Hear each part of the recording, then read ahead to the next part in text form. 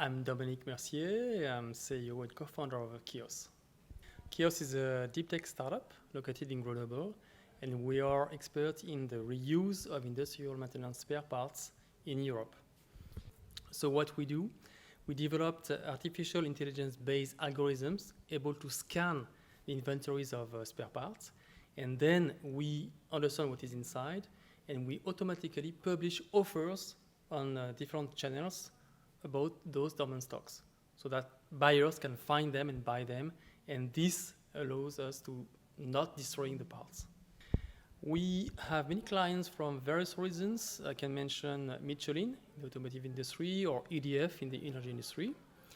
We have also clients from the pharmaceutical industry, building, and many other industrial sectors. Now we've completed this first round of fundraising with Industria.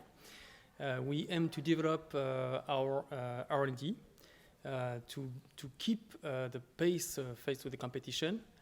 And also we want to expand in Europe.